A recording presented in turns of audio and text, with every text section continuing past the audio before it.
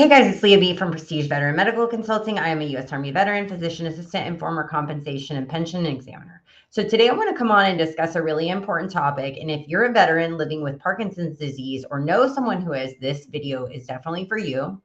So did you guys know that Parkinson's disease is now a presumptive condition for many veterans exposed to things like Agent Orange and other environmental toxins?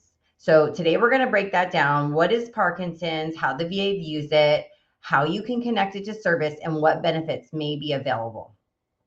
So welcome again. Our channel typically goes over things like VA disability, medical conditions. Sometimes we do videos on C&P exams. Sometimes we do videos on helpful resources, non-related to VA claims, but maybe, things that are related to just quality of life and different programs, VA or other veteran-friendly resources that are out there and available. So today we're going to help sort of navigate some of the complexities related to Parkinson's disease, again, and how that is related to VA disability. So let's just dive in and talk about what Parkinson's disease is. Okay, so Parkinson's disease is a chronic progressive neurologic condition that primarily affects the body's ability to control movement, but it's much more than just tremors. So the disease stems from the loss of dopamine producing neurons in the brain, specifically in the substantia nigra. Commonly, early signs include things like shaking or tremors, especially in the hands. But there's other things that can cause shaking and tremors in the hands. So that doesn't necessarily mean if you're having shaking and tremors, it's Parkinson's, right? There's things like essential tremor, which is pretty benign, right? So muscle stiffness or rigidity, slowed movements, difficulty with balance or walking.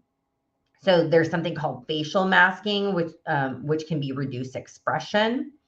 As it progresses, Parkinson's can lead to things like cognitive impairments, mood changes.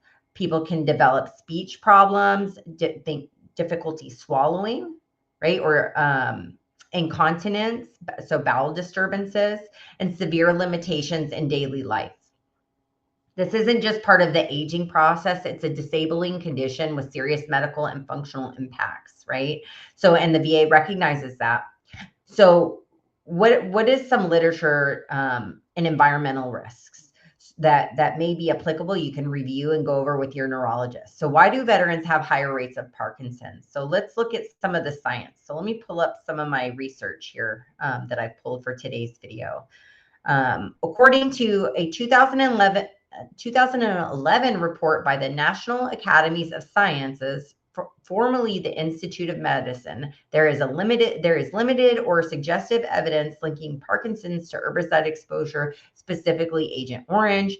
That research laid the foundation for the VA to add Parkinson's disease to its presumptive list for Vietnam veterans exposed to dioxin, right? So, but the story doesn't stop there. Camp Lejeune water contamination is another trigger. If you served there for 30 cumulative days between 1953 and 1987, that's something to be aware of, right? There can be a relationship between those toxins.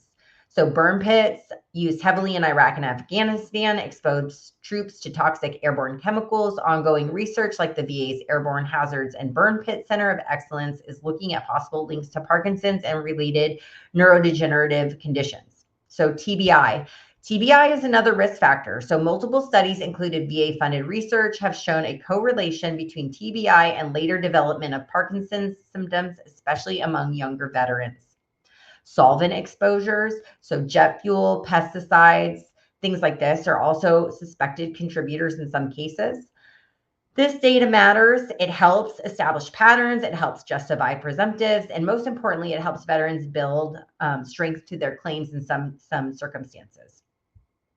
So there are three key ways veterans establish service connection for Parkinson's. And we've gone over these service connection types in most of our videos, right? So direct or primary service connection. So what does that mean? This is when Parkinson's began during service, active duty service, or within a year after discharge in some circumstances. It's rare, but not impossible that if you were diagnosed or showing symptoms while in active duty, this route may apply. Option number 2, presumptive service connection. As we discussed, VA has a list of presumptive service service-connected disabilities based on different things that you may have been exposed to or areas that you served in. So you don't need to prove direct causation if you were in a presumptive area that VA recognizes. So again, if you served in Vietnam, boots on ground, inland waterways, you served in Thailand near air bases during Vietnam, you're a Blue Water Navy veteran who served within 12 nautical miles of Vietnam. So these are just some of those areas. So just provide your military records and a current diagnosis. VA should presume service connection in most of those cases. Not always, but there's more information on va.gov about presumptive service connection.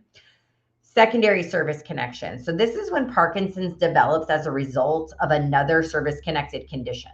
So here are some examples. We talked about TBI earlier. If you're already service-connected for TBI and years later you develop Parkinson's, that may be something that could be secondarily service-connected. If you're service-connected for pesticide or chemical exposure, some disabilities related to that, and you receive a Parkinson's diagnosis, some of those other service-connected disabilities may help you support and strengthen that the exposure has caused you issues, right?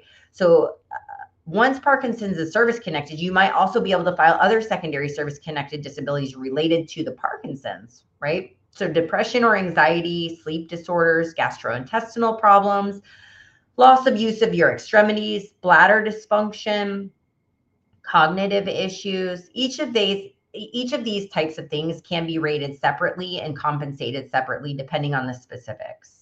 So how does VA rate Parkinson's? So this is not really my area of expertise. This is more of something that the VA accredited legal professionals can go over with you, but I know you guys like to hear about it, so I'll go over it.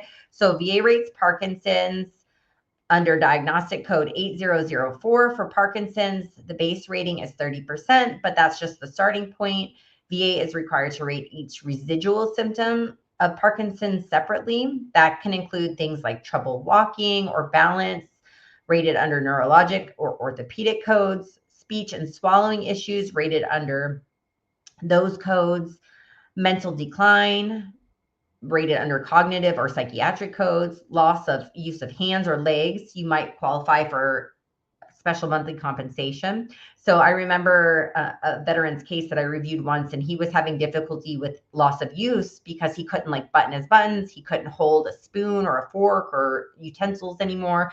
You know, he would like to play ball with his kids or his grandchildren, and he couldn't really do that anymore because his grip strength was just not there. So mental decline, again, we talked about that.